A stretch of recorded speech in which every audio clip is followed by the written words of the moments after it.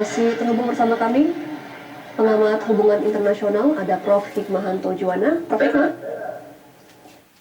Ya, Iya, Prof. Hikmah, bagaimana kalau serangan ini nantinya akan berlanjut, bagaimana memengaruhi kekuatan dengan kelompok proksi-proksi Iran dan juga negara-negara sekitar, seperti Hizbullah di Lebanon, apakah mereka juga akan terlibat ikut mendukung Iran, Prof? Nah ini yang terkait dengan Hezbollah yang saya monitor kemarin bahwa Hezbollah katanya tidak akan ikut di dalam peperangan apabila Iran diserang oleh Israel. Jadi proksi-proksi ini tidak mungkin tidak ikut, tapi proksi-proksi akan menghadapi serangan apabila Israel mengarahkan serangan itu ke mereka ya, ke Hezbollah atau ke Hamas ataupun ke Houthi. Tapi dalam konteks serangan ke Iran, mungkin mereka tidak akan melakukan perbantuan kepada Iran seperti itu. Baik, memang kan Israel ini menyerang Iran atas dukungan dari Amerika Serikat juga ya untuk melumpuhkan program-program nuklir secara permanen. Padahal kan Israel sendiri juga sampai saat ini masih tidak membantah, tidak mengiyakan juga kalau punya kekuatan nuklir begitu ya Prof. Nah ini seperti apa standar ganda dari kedua negara dan apakah ada yang bisa menyelesaikan terkait dengan nuklir ini? Ya sebenarnya kalau dari sisi pemerintah Amerika dan Israel, sebenarnya ada dua hal yang mereka inginkan. Di samping pemusnahan terhadap senjata nuklir, yang diharapkan terjadi adalah pergantian rezim, pergantian pemerintahan. Karena dengan pergantian pemerintahan baru bisa dijamin bahwa Iran akan mengakhiri pengembangan uranium, pembuatan senjata nuklir, lalu juga membantu proksi-proksi mereka, Hamas, Hezbollah, Houthi, untuk melakukan serangan ke Israel. Bahkan juga dengan adanya regime change ini, mungkin hubungan antara Iran dengan Amerika Serikat, Iran dengan Israel akan seperti sebelum tahun 79, di mana pada waktu itu masa Shah Iran, itu hubungan Iran dengan Amerika Serikat dan Israel itu sangat mesra. Nah, memang yang diharapkan adalah penggantinya. Nah, salah satunya adalah putra dari Shah Iran, yang kalau saya tidak salah sekarang ini ada di Amerika Serikat, yaitu Reza Pahlavi. Nah, Reza Pahlavi juga sudah menyampaikan bahwa apabila dibutuhkan regime change, Reza Pahlavi sudah bersedia untuk menjadi pemimpin di Iran, dan dia sudah menjanjikan hubungan akan dinormalisasi dengan Amerika Serikat dan kemudian juga dengan Israel. Bahkan hubungan diplomatik yang sudah dibekukan pada masa pemimpin revolusi Iran itu akan dicairkan mungkin. Dan kemudian juga dia sudah menjanjikan bahwa kegiatan pengembangan uranium dan pengembangan senjata nuklir akan diakhiri. Jadi ini yang dijanjikan dengan harapan bahwa nantinya Amerika Serikat, terutama Presiden Trump dan Israel akan menyetujui untuk terjadinya pergantian kepemimpinan seperti itu.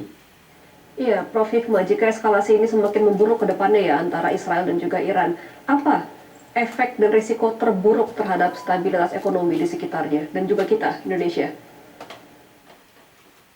Yang pasti adalah harga minyak akan menjadi mahal. Karena apa? Saya yakin Selat Hormuz akan terdampak dari peperangan ini, dan kita belum tahu berapa lama peperangan ini akan berakhir. Itu yang pertama. Dan yang kedua, karena ada perang ini, maka segala sesuatu itu lebih banyak ketidakpastiannya, jadi uncertainty. Dan tentu ketidakpastian ini kan tidak baik untuk pelaku bisnis, karena pelaku bisnis biasanya menginginkan adanya kepastian. Dan kemudian yang ketiga adalah Amerika Serikat tentu akan lebih terkonsentrasi terhadap masalah perang ini, perang di Timur Tengah ini, dan akan ada pergolakan di negara Amerika Serikat.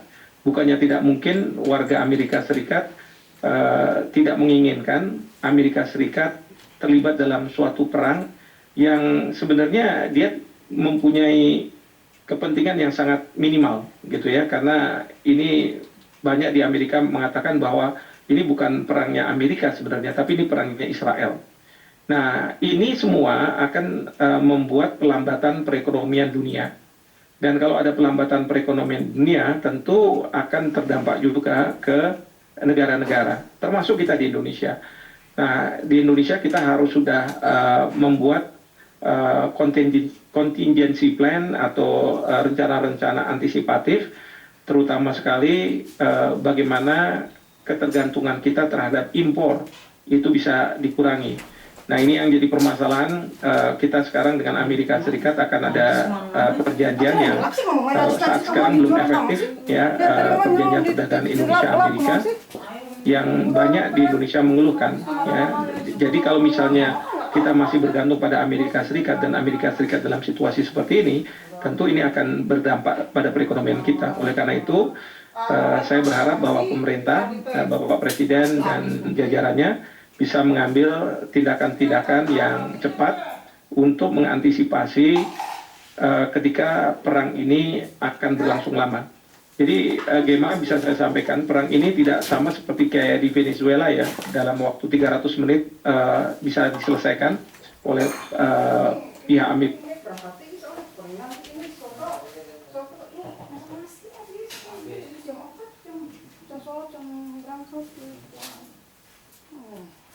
Itu karena pansikan itu. Dilap atuh, berak teh. Lap ini mah harus dilap semua. Oh, iya mati. Ya dilap semua. Ya atuh, ngapain sedikit-sedikit. Sirian budak mah pikeuleuh budak eta.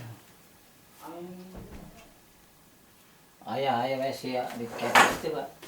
Melawan Mirakolot. Ya, agar tidak terjadi eskalasi lebih besar. Terima kasih Prof. Hikmah atas insight-nya dan selamat kembali beraktivitas. Dan pemirsa, kita akan dengarkan kembali pernyataan langsung dari Presiden Amerika Serikat Donald Trump terkait dengan serangan Israel Amerika Serikat ke Iran.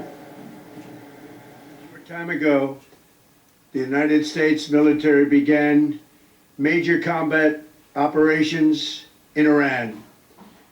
Our objective is to defend the American people by eliminating imminent threats from the Iranian regime, a vicious group of very hard, terrible people.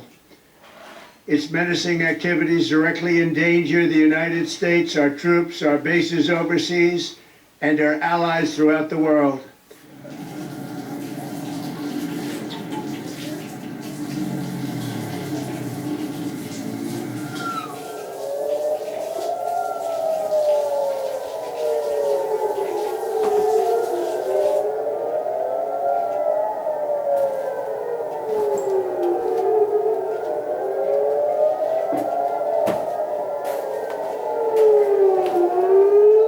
Pemirsa, visual yang Anda saksikan saat ini merupakan kondisi terkini di Israel, di mana pemerintah Israel telah mendengungkan suara untuk warga sipil agar segera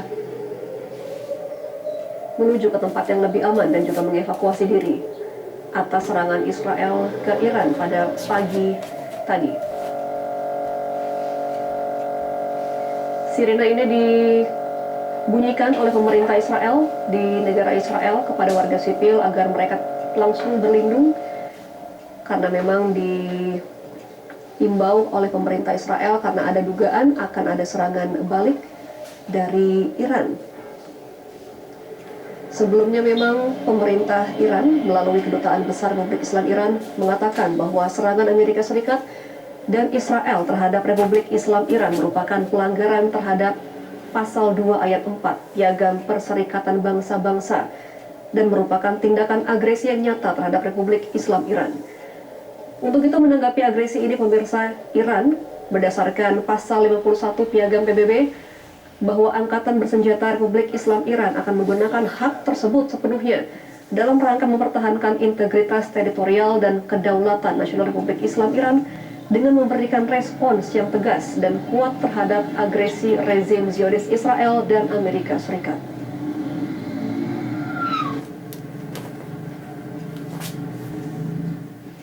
Dan pemirsa, demikianlah breaking news Metro TV untuk saat ini. Saya Gema Tanjung mengucapkan terima kasih atas perhatian Anda. Selamat sore dan sampai jumpa.